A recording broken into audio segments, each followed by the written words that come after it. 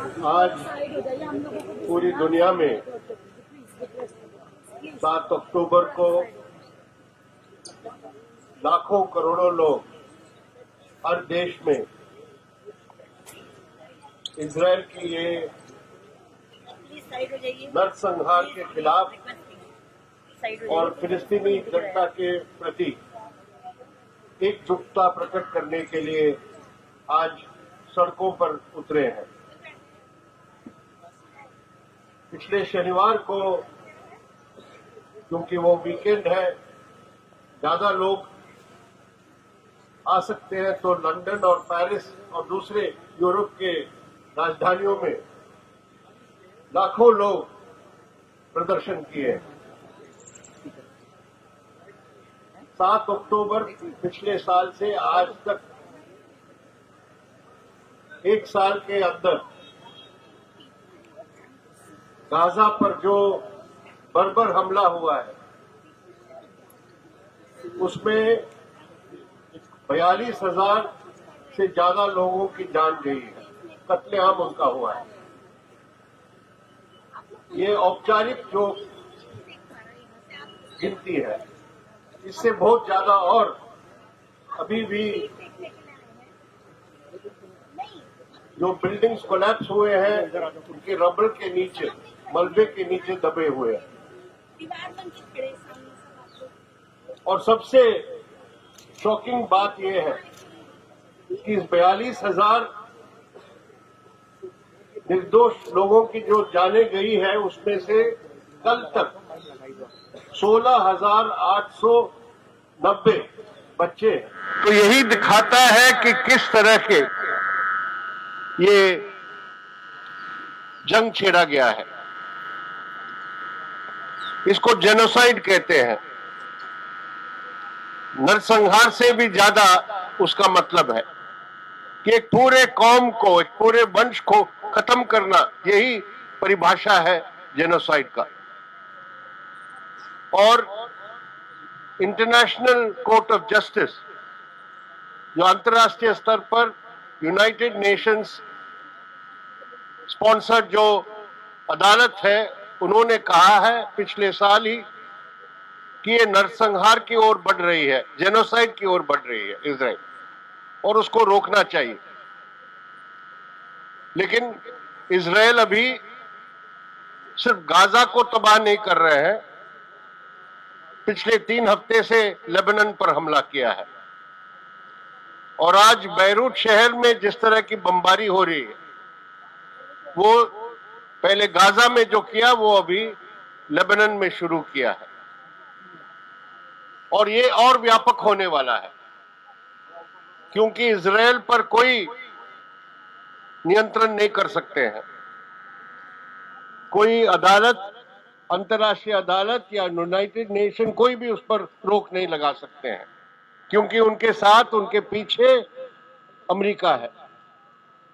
और अमेरिका पूरी तरह इजराइल को हथियारों से लैस करते हैं, पैसा देते हैं और पूरी तरह उनको समर्थन और प्रोत्साहन करते हैं। तो आज ये जो पश्चिमी एशिया में ये व्यापक एक युद्ध बनना है, उसका असर पूरी दुनिया पर पड़ने वाला है। मैं उस पर ज्यादा अभी नहीं जाना चाहता हूं। मैं सिर्फ ये बात पर जोर देना चाहता हूं कि जब यूनाइटेड नेशंस में, संयुक्त राष्ट्र में भारी बहुमत से प्रस्ताव पारित किया गया है जनरल असेंबली में, इजराइल को कंडेम करते हुए, जब अंतर्राष्ट्रीय कोर्ट ऑफ जस्टिस ने कहा है कि ये युद्ध रुकना चाहिए, लेकिन हमारे भारत सरकार की क्या पोजीशन है? मोदी सरकार पूरी तरह इजराइल को साथ दे रही है। मोदी सरकार इजराइल को हमारे देश में जो हथियार पैदा हो रहा है, हमारे देश में जो ड्रोन्स पैदा कर रहे हैं, इजराइल के कंपनी और अदानी की कंपनी का जॉइंट मैन्युफैक्चरिंग है हैदराबाद के पास, वहां से ड्रोन भेजा जा रहा है इजरायल को, और इजरायल गाजा में उसको इस्तेमाल कर रहे हैं बमबारी के लिए। इस तरह तरह तरह के हथियार हिंदुस्तान से मोदी सरकार, जिस तरह अमेरिका और बाइडेन इजरायल को समर्थन कर रहे हैं, उसी रास्ते पर मोदी सरकार चल रही है। और ये बहुत शर्म की बात है कि हिंदुस्तान आजादी के पहले से ही, जो हमेशा फिलिस्तीनी जनता के समर्थन में रहा है, फिलिस्तीन की स्वतंत्रता के लिए अलग राज्य के समर्थन करते आई है, वो आज मोदी सरकार ने उस स्टैंड को खत्म कर दिया। 3 हफ्ते पहले संयुक्त राष्ट्र के जनरल असेंबली में जब प्रस्ताव पारित किया गया, भारी बहुमत से वो पारित किया गया कि इजरायल जो भी उनके कब्जे में है फिलिस्तीनी इलाके, Gaza, West Bank, east Jerusalem, इस सबको 12 महीने के अंदर खाली करो, ये पास हुआ है। पहले बार इंडिया ने उसमें अब्सटेन किया, सपोर्ट नहीं किया। तो खुल के अभी बात आ गई है। फिलिस्तीनी जनता की ये जो बुनियादी मांग है कि हमारा एक स्वतंत्र देश होना चाहिए, उसको भारत अभी इनकार कर रही है, मोदी सरकार। और लगातार पिछले 12 महीने हथियार भेजे हैं इजरायल के लिए। जब दुनिया में ऐसी स्थिति है कि अमेरिका के एलाइज जो है नेटो में, स्पेन ने, बेल्जियम ने और अभी यूनाइटेड किंगडम यूके में, उन्होंने फैसला किया वहां की सरकार कि अभी हम हथियार एक्सपोर्ट नहीं करेंगे इजरायल को।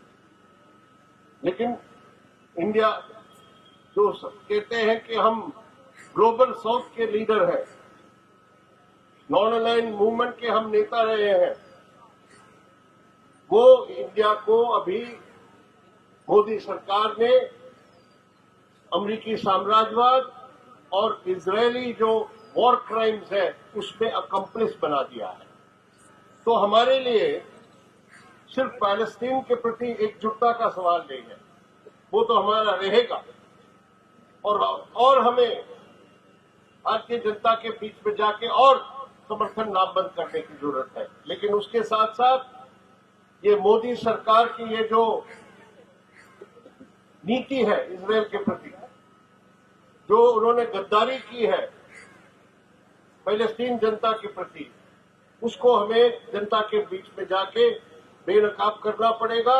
और इस सरकार पर दबाव डालने की जरूरत है कि वो फौरी कदम उठाए। एक तो आर्म्स एक्सपोर्ट को बंद करे इजरायल के लिए, और दूसरा यूनाइटेड नेशन में और सब अंतर्राष्ट्रीय फोरम्स में इजरायल के ये युद्ध को रोकने के लिए, सीज फायर के लिए काम करें। ये हमारी मांग होनी चाहिए। इतना ही मैं कहना चाहता हूँ। धन्यवाद।